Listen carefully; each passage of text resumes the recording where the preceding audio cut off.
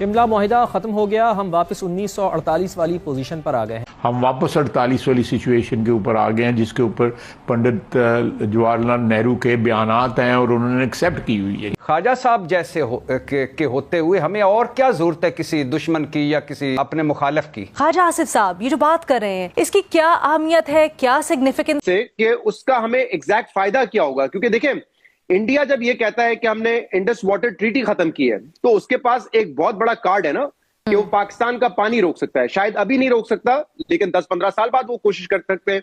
लेकिन अभी भी वो हमारा पानी मैनेज तो कर रहे हैं ना, चिनाब में कब पानी छोड़ना है, कब रोकना है, तो वो ये तो कर रहे हैं। तो वो जब इंडस वाटर ट्रीटी खत्म करते हैं तो उनके पास एक लेवरेज है। हम शिमला मुआहिदा खत्म करके उनके ऊपर क्या लेवरेज हासिल करेंगे?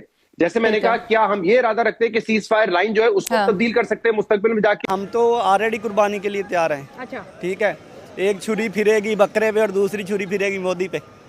इतनी बड़ी बात कह रही है। ऑफ कोर्स उस सजेशन की तरफ नरेंद्र मोदी नहीं जा रहा। वो कह रहा है बॉर्डर पे आ जाओ, राफेल हम लेके आएंगे, हम नेवी लेके आएंगे, हम INS विक्रांत लेके आएंगे। तो वो क्यों पाकिस्तान को जो है टफ टाइम देना चाहता है? Why India want to give tough time to Pakistan? IWT जो है, इंडस वाटर ट्रीटी जो है, वो कल अदम हुई या नहीं हुई, कम से कम शिमला मुआहिदा जो है फारग हो गया। It's a dead document now. अब हम कह सकते हैं अक़वाम मुत्तहिदा को, अमेरिका को, यूरोप को कि मसला हल करो, कोई हमारा आपस में समझौता नहीं है। हम LOC को नहीं मानते, हमारा बस चलेगा तो हम घुस भी जाएंगे, हम घुस सकते हैं, बिकॉज अब दो मुल्कों का ये मुआहिदा नहीं है। ख्वाजा साहब ने तो कहा था कि गजनवी लुटेरा है, महमूद गजनवी लुटेरा है, वो भी बड़ा बयान था। ख्वाजा साहब ने तो ये भी कहा कि हमने मगरब के कहने पर दहशतगर्द तंजीमों की 3 दहाइयों तक हमायत की, ये भी बड़ा बयान है। ख्वाजा साहब ने तो कहा कि उनसे पूछा गया कि कहाँ गिरे हैं जी आप भारत के तैयारे, क्या सबूत है आपके पास? उन्होंने कहा सोशल मीडिया पर मौजूद है, ये भी बड़ा बयान है। ख्वाजा साहब जैसे के होते हुए हमें और क्या ज़रूरत है किसी दुश्मन की या किसी अपने मुखालिफ की? यानी क्या इसका क्या मतलब है इस बयान का? ना ऐसा बयान है कि इस पर सवाल रखा जाता, ना ये ऐसा बयान है कि इसे सीरियस लिया जाए, ना इसकी कोई बयान की अहमियत है। और फिर तब जब दफ्तर खारजा इसकी खुद एक तरह से तरदीद कर चुका है, तो फिर इस पर सवाल रखना। 10 मई को क्या हुआ था? 10 मई को हमारे जो दावे हैं, क्या वो भारत ने तस्लीम कर लिए? क्या चंडीगढ़ वेपन डिपो तबाह हुआ, श्रीनगर एयरबेस तबाह हुआ, राजस्थान मिलिट्री इंस्टॉलेशन तबाह हुआ, गुजरात एयरबेस पर अटैक किया पाकिस्तान ने, जालंधर एयरबेस जो है वो तबाह की, Pathankot airbase, Adampur airbase defence system S-400, Udhampur, Bathinda, Suratgarh, Mamun, Akhnoor, Barnala airbase, Uri supply depot, ये सब तबाह हो गए सर। तकरीबन $1 ट्रिलियन का लॉस हुआ है भारत को।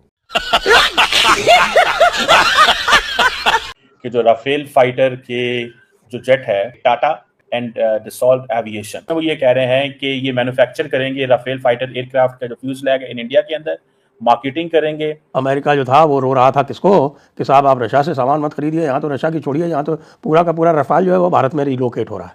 ये सोच सोच के पाकिस्तान की तो हालत ख़राब है। भारत तो अब रफाल भी बनाएगा, भारत तो अब बोइंग भी बनाएगा, और भारत को जो ये J-30 आपके F-35 बेचना चाहते हैं उनको भी बता दिया कि भाई देखो रफाल तो यहाँ बना रहा है, Su-57 यहाँ बनाने के लिए तैयार है, S-500 रशिया का वो भी यहीं बनाने के लिए तैयार है।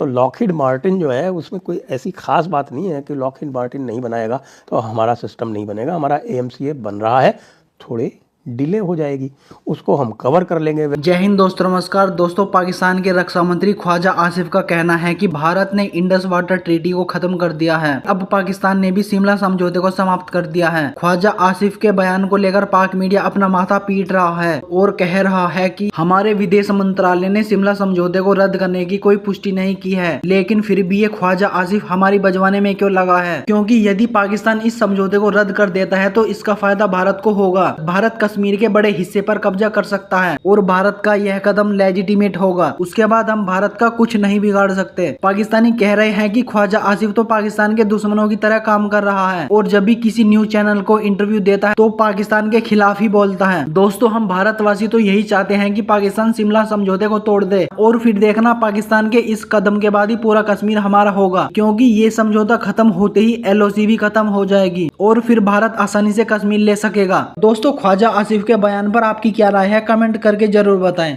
जब से सीज फायर हुई है तो इंडिया के अंदर नरेंद्र मोदी के ऊपर सवालों की भरमार हो चुकी है कि अगर हम जीत रहे थे, अगर हम बेटर पोजीशन पे थे, तो फिर हमने सीज फायर क्यों किया। और ट्रंप अगर कहता है कि मैंने सीज फायर कराया तो नरेंद्र मोदी ट्रंप को रिप्लाई क्यों नहीं करा। तो आपको नहीं लगता जो पाकिस्तान के एनालिस्ट हैं, जो इंडिया के एनालिस्ट है, वो कहते हैं कि नरेंद्र मोदी को अब अटैक करना है अगर उन्हें इन तमाम सवालों से छुटकारा चाहिए। तो जाहिर है उन्हें भी तो एक फ्री साइड चाहिए ना, जो प्रेशर से कम हो, जो उन्हें 4 साल आगे हुकूमत करने दे। नरेंद्र मोदी इस वक्त बहुत टफ टाइम से गुजर रहे हैं, कुछ बड़ा एक्शन पाकिस्तान के खिलाफ करने जा रहे हैं वो। मैडम जो बात है मेजरमेंट की, वो ऑलरेडी जितनी मेजरमेंट्स हैं उन्होंने पहले भी की हुई हैं, ठीक है।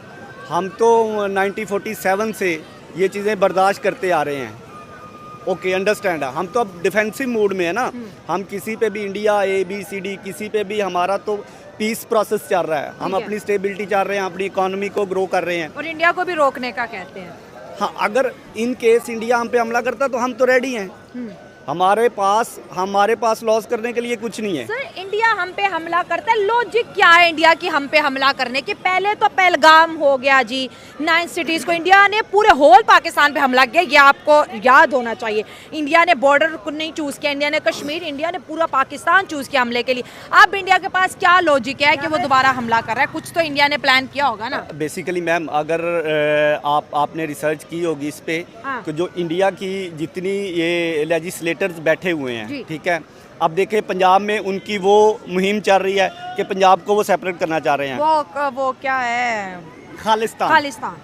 दे want to bring out the Punjab from India, okay. इसी तरह अगर हम जाएं उधर तमिलनाडु की तरफ, ठीक है, या केरला की तरफ, ये जो स्टेट्स हैं, इन स्टेट्स ने ऑलरेडी उनका सिलेबस, उनका जो एजुकेशन सिलेबस है वो भी उन्होंने सेपरेट कर लिया है। और आप किसी भी दूसरे फॉरेन कंट्री में जाके अगर आप किसी इंडियंस जो तमिलनाडु या केरला से बिलोंग करता है, या पंजाब से बिलोंग करता है, या उत्तर प्रदेश से बिलोंग करता है, या यूपी से बिलोंग करता है, आप उसको पूछेंगे आप कहाँ से हैं, वो ये आपको ये नहीं बताएंगे कि हम इंडिया से हैं।